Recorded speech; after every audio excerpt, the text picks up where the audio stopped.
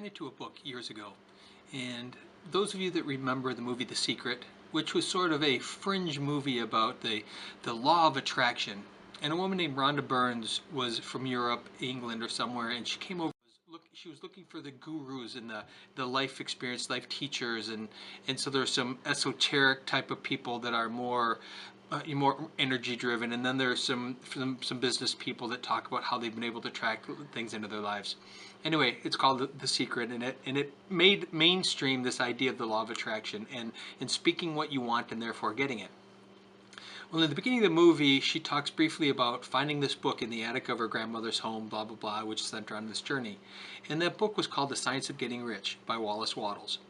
Wallace Wattles wrote the book in 1911, and it was called, The Science of Getting Rich, which has a really kind of sexy title for today because everyone loves the idea of, I want to get rich. And what Wallace Wattles does in that book, and it's more of just like a pamphlet. It's not even a full-blown book. It's 40 or 50 pages of him talking about this. There's this thinking stuff from the universe. We're surrounded by it, and our thoughts, we can use that to help mold and shape and create things. And one of the most profound parts of that book, he talks about being a competitor, living in the competitive world, and that idea that for me to have, I have to take from you. And that's really what happens in our business, in the pool business for sure, is there's this mentality, this belief that for me to get that extra pool, it's a zero-sum game, there's only so many, so for me to get it to work out, I got to take it from you. So if I can underbid you, I'm going to get it from you, or I can offer them something extra, I can get it from you. And that's that competitor world, and people love to get in that, and they got to know what their competitors are doing, and they don't want their competitors knowing what they're doing, and they get worked up all into that.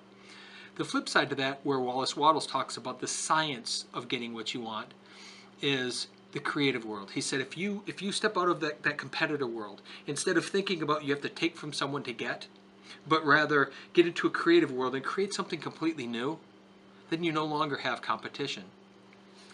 And that's how we approach the pool business, is we're not interested in taking projects away from anyone else. Our goal is not to get more because there's only so many being built.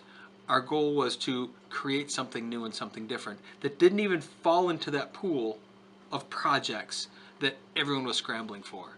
And as a result, we stepped out of that creative mindset and creative mode, or that competitor mindset, into this creative mode of, if we can just create something that's unique to us, we can attract that. And that was Rhonda Byrne's idea of the law of attraction, is that you speak and you believe that what you have or what you get becomes true, and you attract it to you. Well, it really worked in our case. We've got out of that competitor world, and we're no longer competing against people for projects. Instead, we're having customers saying, you're the only one that will build for us if we even build a swimming pool. So it doesn't come from this, how can I get the pool for as cheap as I can get it from the best guy in the market or the cheapest guy in the market, but rather it's only you or nobody. Well, that's creating this whole new space.